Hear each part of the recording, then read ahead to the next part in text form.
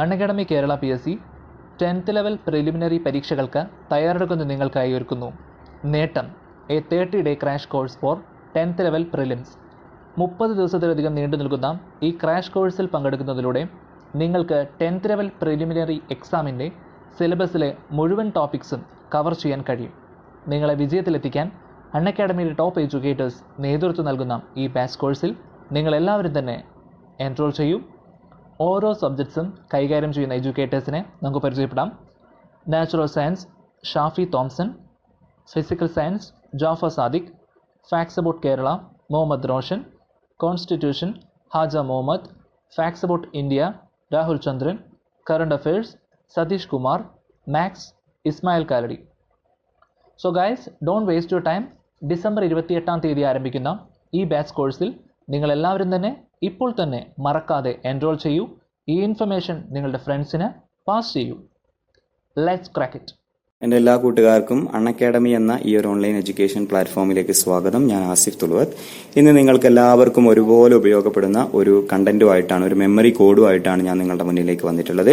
Different ഓർഗനൈസേഷന്റെ head quarters ഏതൊക്കെയാണ്, എവിടെയൊക്കെയാണ് ഹെഡ് ക്വാർട്ടേഴ്സ് വരുന്നത് എന്നുള്ളൊരു ചോദ്യം PSC വളരെ കോമൺ ആയിട്ട് ചോദിച്ച് കാണാറുണ്ട്. അപ്പോൾ അത്തരത്തിലുള്ള ചോദ്യങ്ങൾ വളരെ എളുപ്പത്തിൽ ചെയ്യാൻ വേണ്ടിയിട്ട് അതിനാവശ്യമായിട്ടുള്ള, അതിനെ സഹായിക്കുന്ന കോഡുകളായിട്ടാണ്, 1-2 കോഡുകളായിട്ടാണ് ഞാൻ നിങ്ങളുടെ മുന്നിലേക്ക് വന്നിട്ടുള്ളത്. തീർച്ചയായിട്ടും ഈ കോഡ് നിങ്ങൾക്ക് എല്ലാവർക്കും ഉപകാരപ്പെട്ടാൽ നിങ്ങളുടെ കൂട്ടുകാരിലേക്ക് എത്തിച്ചു കൊടുക്കാനും മറക്കരുത്. ഓക്കെ, നിങ്ങൾ അൺഅക്കാഡമി പ്ലസ് ഇതുവരെ സബ്സ്ക്രൈബ് ചെയ്തില്ലെങ്കിൽ, ഒരു കോമ്പറ്റേറ്റീവ് എക്സാമിന് ആത്മാർത്ഥമായിട്ട് പ്രിപ്പയർ ചെയ്യുന്ന ഒരാളാണ് നിങ്ങൾ ഇതുവരെ അൺഅക്കാഡമി പ്ലസ് സബ്സ്ക്രൈബ് ചെയ്തില്ലെങ്കിൽ അത് നിങ്ങൾക്ക് തീർച്ചയായും ഉപകാരപ്പെടുന്ന ഒരു ആപ്ലിക്കേഷനാണ്, ഒരു സൗകര്യമാണെന്ന് മനസ്സിലാക്കിയിട്ട് അത് നിങ്ങൾക്ക് സബ്സ്ക്രൈബ് ചെയ്യാവുന്നതാണ്. നിങ്ങളുടെ മൊബൈൽ ഫോണിന്റെ ഏറ്റവും താഴെ കാണുന്ന ഇവിടെ പ്ലസ് എന്ന് പറയുന്ന ബട്ടൺ, ഗെറ്റ് സബ്സ്ക്രിപ്ഷൻ പ്ലസ് എന്ന് പറയുന്ന ബട്ടൺ ക്ലിക്ക് ചെയ്താൽ ഗെറ്റ് സബ്സ്ക്രിപ്ഷൻ എന്ന് പറയുന്ന ഈ ഒരു പേജിലേക്ക് പോകും. ഇവിടെ നിങ്ങൾ ഗെറ്റ് സബ്സ്ക്രിപ്ഷൻ എന്ന് പറയുന്ന ഐക്കൺ ക്ലിക്ക് ചെയ്യുകയാണെങ്കിൽ ഏത് ഡ്യൂറേഷനിലുള്ള പ്ലാനാണ് നിങ്ങൾക്ക് ആവശ്യമുള്ളത് എന്നുള്ളത് നോക്കിയിട്ട് യൂണിവേഴ്സിറ്റി അസിസ്റ്റന്റിന് വേണ്ടി മാത്രം പ്രിപ്പയർ ചെയ്തിട്ടുള്ള ഒരു 3 മാസത്തെ ക്രാഷ് കോഴ്സ് ഇപ്പോൾ ഇവിടെ അവൈലബിൾ ആണ്. ഇനി 1 മന്ത് ആണ്. നിങ്ങൾക്കൊന്ന് ടെസ്റ്റ് ചെയ്ത് നോക്കിയതിന് ശേഷം മാത്രമേ ഇത് ഞാൻ ഉപയോഗിക്കുന്നുള്ളൂ എന്നുള്ള ഒരു തോന്നൽ നിങ്ങൾക്കുണ്ടെങ്കിൽ 1 മാസത്തേക്ക് നിങ്ങൾക്ക് സബ്സ്ക്രൈബ് ചെയ്ത് നോക്കാവുന്നതാണ്. 1 മാസത്തേക്ക് സബ്സ്ക്രൈബ് ചെയ്തവരാരും തന്നെ ഇതുവരെ അൺഅക്കാഡമി പ്ലസ് കണ്ടിന്യൂസ് ആയിട്ട് ഉപയോഗിക്കാതിരുന്നിട്ടില്ല എന്നുള്ളത് അൺഅക്കാഡമി പ്ലസ് എത്രത്തോളം കുട്ടികൾക്ക് ഉപകാരപ്പെടുന്നുണ്ട് എന്നുള്ളതിന്റെ വ്യക്തമായ തെളിവാണ്. അപ്പൊ നിങ്ങൾ ഉപയോഗിക്കുകയാണെങ്കിൽ നിങ്ങൾക്ക് ഇത്തരത്തിലുള്ള ഒരു പേജ്, ഗെറ്റ് സബ്സ്ക്രിപ്ഷൻ എന്ന് പറയുന്ന ഐക്കണിൽ ക്ലിക്ക് ചെയ്യുമ്പോൾ ഇത്തരത്തിലുള്ള ഒരു പേജിലേക്ക് പോകാൻ സാധിക്കും. അവിടെ നിങ്ങൾക്ക് ആസിഫ് തുളുവത്ത് എന്ന് പറയുന്ന കോഡ് ഉപയോഗിക്കുകയാണെങ്കിൽ 10% ഡിസ്കൗണ്ട് ലഭിക്കുന്നതാണ്. കൂടാതെ നിങ്ങൾ അൺഅക്കാഡമിയുടെ ഫ്രീ ലെസൺസ് കാണുന്ന ഒരാളാണെങ്കിൽ നിങ്ങൾ എത്രത്തോളം ഫ്രീ ലെസൺസ് കാണുന്നുണ്ട് അതിനനുസരിച്ചുള്ള പോയിന്റ്സ് അവിടെ ക്രെഡിറ്റ് ആയിട്ടുണ്ടാവും. അവിടെ അപ്ലൈ ചെയ്ത് കൊടുക്കുകയാണെങ്കിൽ അവിടെ നിങ്ങൾക്ക് ഒരു 10% വരെ ഡിസ്കൗണ്ട് ലഭിക്കുന്നതാണ്. അങ്ങനെ 20% ഡിസ്കൗണ്ട് ലഭിച്ച് അൺഅക്കാഡമി പ്ലസിന്റെ സൗകര്യം നിങ്ങൾക്ക് മാക്സിമം ഉപയോഗപ്പെടുത്താൻ സാധിക്കുന്നതാണ്. ഓക്കെ, നമുക്ക് ക്ലാസ്സിലേക്ക് പോകാം. മെമ്മറി കോഡ്സ് എന്ന് പറയുന്ന ഈ ഒരു കോഡ്, ഈ ഒരു ക്ലാസ്സിൽ ഞാൻ എക്സ്പ്ലെയിൻ ചെയ്യുന്നത് വളരെ പ്രധാനപ്പെട്ട, നമ്മളെല്ലാവരും ശ്രദ്ധിക്കാതെ പോകുന്ന, വളരെ എളുപ്പത്തിൽ പഠിക്കാൻ സഹായിക്കുന്ന ഒരു കോഡുമായിട്ടാണ്.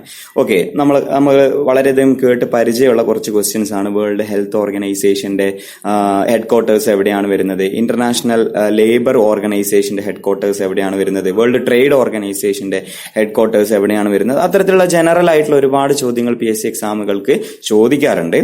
ഓക്കെ, അപ്പോ ഈ ഒരു കോഡ് നിങ്ങളുടെ മനസ്സിലേക്ക് എടുത്തു കഴിഞ്ഞാൽ ഇത് കോഡ് ഒന്നുമല്ല, ഇത് കോഡിനേക്കാളും സിമ്പിൾ ആയിട്ടുള്ള ഒരു കൺസെപ്റ്റ് മാത്രമാണ്. ആ കൺസെപ്റ്റ് നിങ്ങളുടെ മനസ്സിലുണ്ടെങ്കിൽ ഇത്തരത്തിലുള്ള ചോദ്യങ്ങൾ നിങ്ങൾക്ക് ഇനി ഒരിക്കലും നഷ്ടപ്പെട്ടു പോയില്ല എന്നുള്ളത് ഞാൻ ഗ്യാരണ്ടി പറയുകയാണ്. റൂൾ ഇത്രയേ ഉള്ളൂ. ഞാൻ 1-2 റൂളുകളായിട്ട് 1-2 ലെസൺസ് ആയിട്ടാണ് ഈ ഓർഗനൈസേഷന്റെ ഹെഡ് ക്വാർട്ടേഴ്സ് ചെയ്യാൻ വേണ്ടിയിട്ട് ഉദ്ദേശിച്ചിട്ടുള്ളത്.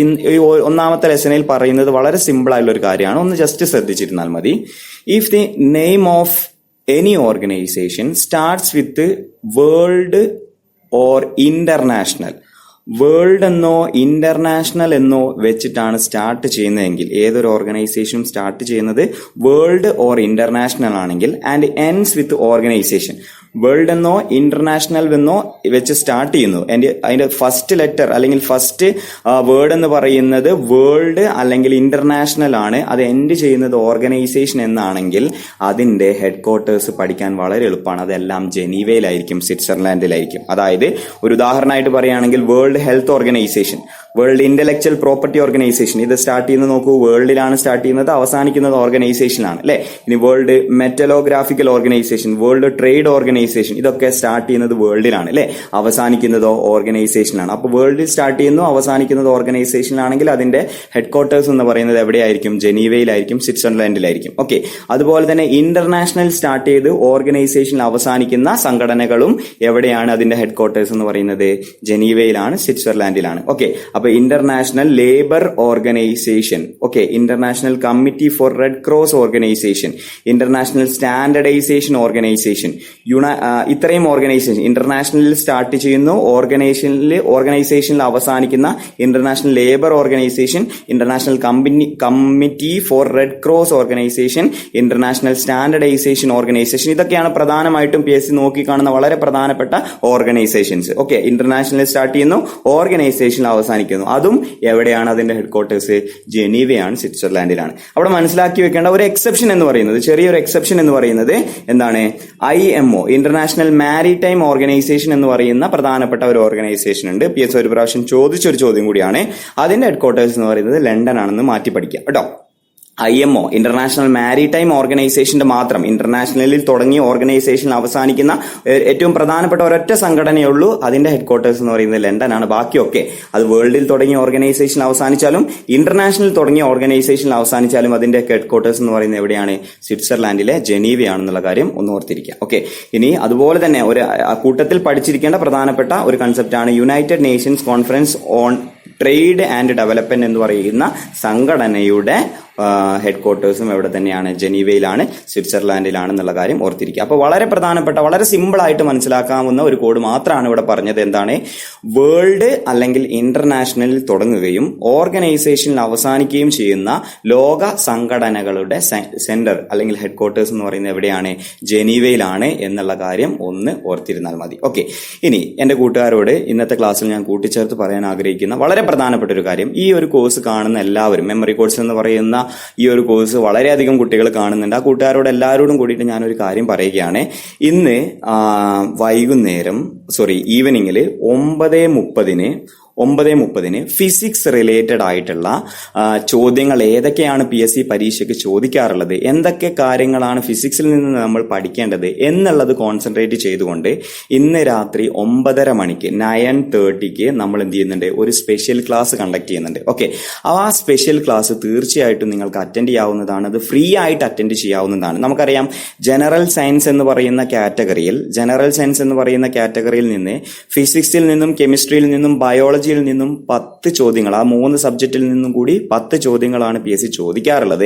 അപ്പൊ അതിൽ നിന്ന് ഫിസിക്സിൽ നിന്ന് 3 ചോദ്യങ്ങൾ വരെ ചോദിക്കാറുണ്ട്. അപ്പൊ ആ 3 ചോദ്യങ്ങൾ നമുക്ക് നഷ്ടപ്പെടാതിരിക്കാൻ വേണ്ടിയിട്ട് ഏതൊക്കെ ഭാഗങ്ങളിൽ നിന്നുള്ള ചോദ്യങ്ങളാണ് നമ്മൾ അറിഞ്ഞിരിക്കേണ്ടത് എന്നുള്ളത് മനസ്സിലാക്കി തരുവാനും പ്രീവിയസ് ഇയർ ക്വസ്റ്റ്യൻസ് ഡിസ്കസ് ചെയ്യാനായിട്ട് ഫ്രീ ആയിട്ട് അറ്റൻഡ് ചെയ്യാൻ പറ്റുന്ന ഒരു സ്പെഷ്യൽ ക്ലാസ് ഇന്ന് രാത്രി 9:30 മണിക്ക് നിങ്ങൾക്ക് അറ്റൻഡ് ചെയ്യാവുന്നതാണ്.